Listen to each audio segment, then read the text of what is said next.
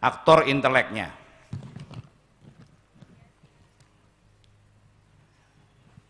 Ini wilayah sebarannya ini untuk ke status itu sudah ke semua status, ke semua pelosok saat ini. 20 tahun yang lalu itu hanya di wilayah perkotaan dan itu masih sangat kecil ya, prosentasenya. Saat ini penyebarannya sudah sampai di wilayah-wilayah, sampai ke dusun-dusun, ya, sampai ke wilayah-wilayah pedesaan. Khususnya di Sumsel ini penyebarannya sebagian besar di wilayah pedesaan ataupun kelurahan, khusus untuk Sumsel. Tapi secara nasional, kalau dihitung dari angka prosentase, itu masih di wilayah perkotaan yang penyebarannya banyak di sana.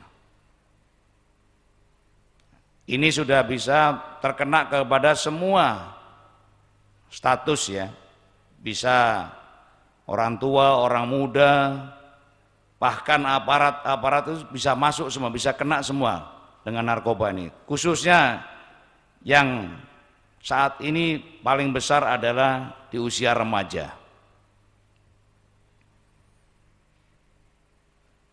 Ya, adik-adik sekalian, ini nanti setelah saya sampaikan ini harus jadi duta-duta narkoba. Ya, jangan jadi malah sebaliknya. Jadi artinya jadi duta-duta yang memberikan informasi kepada teman-teman sebaya, kepada lingkungan-lingkungan baik lingkungan formal di kampus atau lingkungan-lingkungan di mana adik-adik tinggal. Jadi pelopor, jadi penggiat, ya, jadi duta-duta kita untuk mencegah narkoba masuk di lingkungan adik-adik sekalian. Ini kerugian jiwanya ya luar biasa. Bahkan kita nantinya kalau segera nggak kita tangani, kita akan ada potensi untuk lost generation. Bagaimana kita membangun dengan pembangunan yang luar biasa saat ini, Pak Jokowi membangun infrastruktur dengan luar biasa. Tapi kalau sumber daya manusianya nanti terkena narkoba semua, tidak ada artinya. Penggerak daripada apapun pembangunan ini yang unsur utama adalah sumber daya manusia. Lanjut.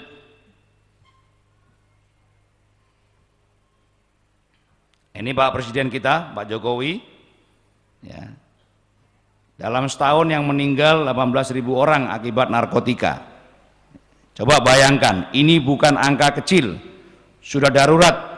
Semua harus bekerja sama karena kondisi menurut saya sudah sangat darurat. 18.000, tidak sedikit ya adik-adik, bapak ibu sekalian yang meninggal setiap setahunnya. Lanjut. Yang tadi saya sampaikan tentang prevalensi ya, di tahun 2019 sampai 2021 ini saat ini sekitar 3.600.000. Jadi ada peningkatan ini. Di situasi pandemi COVID-19 itu ada peningkatan. Ya, karena orang mungkin faktor stres, ya, faktor orang sering tidak aktif dalam pekerjaan, banyak santai-santai untuk mengisi waktu, mungkin iseng-iseng lah, mulai mencoba-coba, yang akhirnya menjadi ketagihan. Jadi naik 1,95, tadi saya 1,93 ya, mohon maaf kurang sedikit. 1,95% kenaikan angka prevalensinya dibanding dari tahun 2019 sampai tahun 2021. Lanjut. Nah, ini saya sampaikan tadi, Sumsel ini nomor 2 ya. Jadi sekitar, kalau ini di tahun 2019 359, tapi tadi saya estimasikan bisa naik sampai ke 400.000. Ini kita ini sekitar 5,5% dari penduduk kita itu sudah terkontaminasi dengan narkoba. Ya. Ini lihat usianya ini. Oh, dari ininya ya, laki-laki perempuan banyak laki-laki sementara 84,70%. Ya. Yang perempuan 15,30%. Untuk usia 18 sampai 25 tahun yang banyak. Jadi usia adik-adik ini usia rawan. Ya.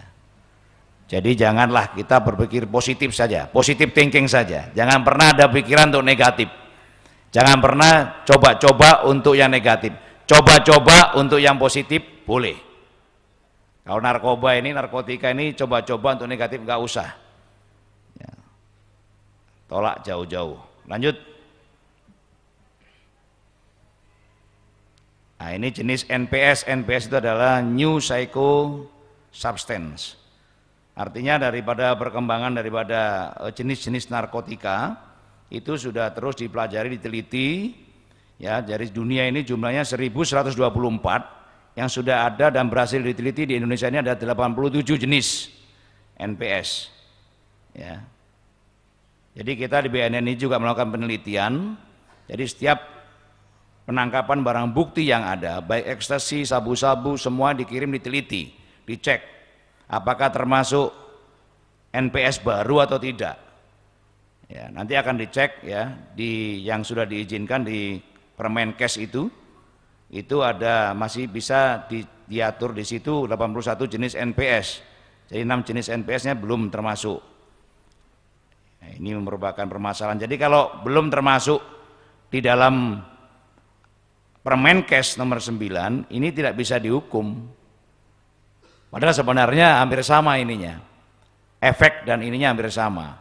Jadi mereka juga para bandar, para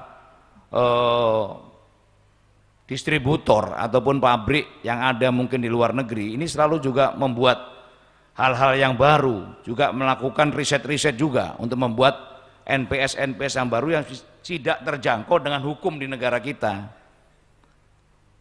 Bayangkan kalau ini baru 87 berapa persen dan ada Permenkesnya baru 81, berarti masih ada sekitar 1030-an. Nah, kalau ada NPS baru yang belum terdata, belum diatur dalam undang-undang, berarti tidak bisa dilakukan penegakan hukum. Dulu tembakau gorila itu pertama sah-sah saja, lama-lama baru masuk dalam Permenkes ini, akhirnya bisa ditegakkan melalui penegakan hukum, bisa untuk diadili di hukum di Indonesia. Lanjut.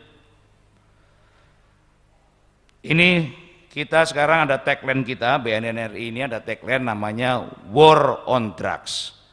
Artinya kita perang dengan narkoba.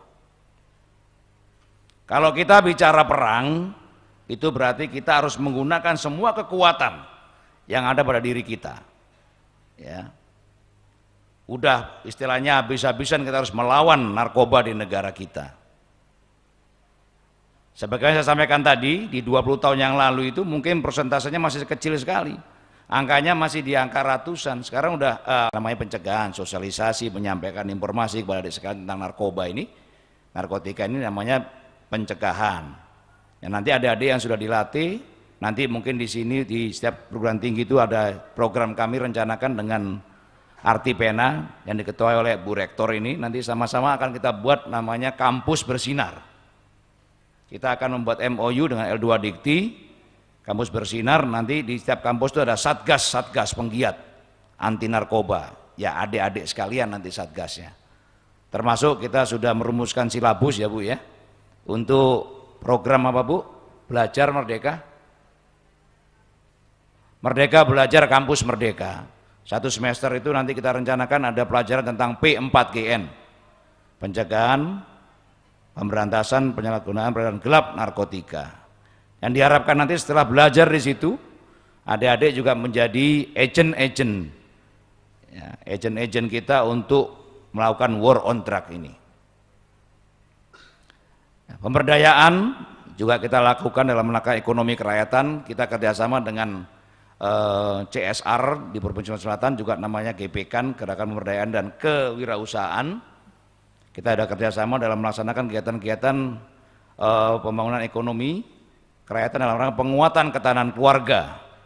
Ya, dari keluarga sudah kita lakukan penguatan agar keluarga itu menjadi kuat, keluarga itu tidak terpengaruh dengan narkoba. Ya. Sekarang yang kita laksanakan saat ini kita sesuaikan dengan situasi dan kondisi daerah kerawanan, menanam padi dan jagung untuk tanahnya seluas 1.200 hektar di daerah-daerah yang bahaya dan waspada tadi. Juga pengembangan di bidang lain, UMKM dan lain sebagainya. Untuk hard power approach, ini artinya kita melakukan penegakan hukum yang terukur. Kita melakukan penangkapan-penangkapan tadi, dan saya sampaikan bahwa BNN tidak boleh menangkap hanya korban penyalahguna dan yang kurir ya, tapi kurir artinya dan pecandu ini saya minta tidak lakukan penegakan hukum tapi direhabilitasi. Jadi kita mengungkap jaringan yang lebih besar lagi, termasuk TPPU. Kita juga ungkap beberapa kasus, ya kita arahkan pada bandar dan penyandang dana daripada narkotika ini. Udah beberapa kasus kita lakukan pemeriksaan dan kita miskinkan yang bersangkutan, asetnya kita sita semua, ya kita lelang untuk negara. Untuk smart approach, kita menggunakan IT yang ada. Kita sudah menggunakan dari mulai kita menggunakan media sosial sampai kita melakukan penangkapan dan upaya penegakan hukum ini sudah menggunakan berbagai macam teknologi IT, termasuk alat sadap dan semuanya kita sudah punya. Corporation kita melakukan kerjasama dengan semua stakeholders yang ada, yang saya sampaikan tadi. Lanjut. Nah, ini tadi war on drug tadi ya. Saya kira sudah saya sampaikan tadi. Ini harus kita lakukan bersama-sama, dan kita sudah kerjasama dengan pemerintah daerah baik provinsi maupun kabupaten, dan alhamdulillah di Sumsel ini sudah ada perdanya, peraturan daerah tentang fasilitasi pemerintah daerah terhadap P4GN. Ini sudah ada dan kita sudah membuat tim terpadu yang semua stakeholder ada di dalamnya, termasuk kita sudah membuat rencana aksi daerah P4GN baik provinsi maupun di kabupaten dan kota di wilayah Sumatera Selatan. Lanjut. Nah, ini beberapa yang kita ungkap di tahun 2022.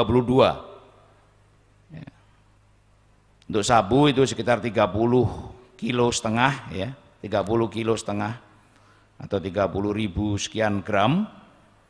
Untuk ekstasi itu 50.000, ganja 60 gram dan 1 hektar dengan kopi. Tapi akhirnya karena kesigapan dan kerjasama yang baik dengan masyarakat sekitar, kita berhasil mengungkap ladang ganja yang ada di 4 Lawang.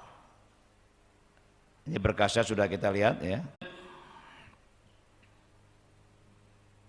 Ini jalur-jalurnya. Ya, dari yang tinggal di sini nanti di mana daerah sini, jalur darat, jalur udara, jalur perairan ya. Dan kita sudah kerjasama dengan tim interdiksi, tim penegakan hukum dari Polda, Bea Cukai, Kodam, semua sudah kita kerjasamakan, Angkatan Laut. Sudah kita lakukan upaya-upaya untuk melakukan patroli di laut maupun patroli di jalur darat, sudah kita lakukan bersama-sama. Ini ya, daerah-daerahnya. Kalau di daerah perairan ini yang rawan itu daerah Sungai Ceper itu, Tulung Selapan itu rawan, yang masuk langsung dari jalur sungai. Lanjut. Ya lanjut. Nah ini narkoba, narkotika, psikotropika, dan bahan-bahan adiktif berbahaya. Jadi kalau narkoba itu singkatan sebenarnya. Nar itu narkotika, ko itu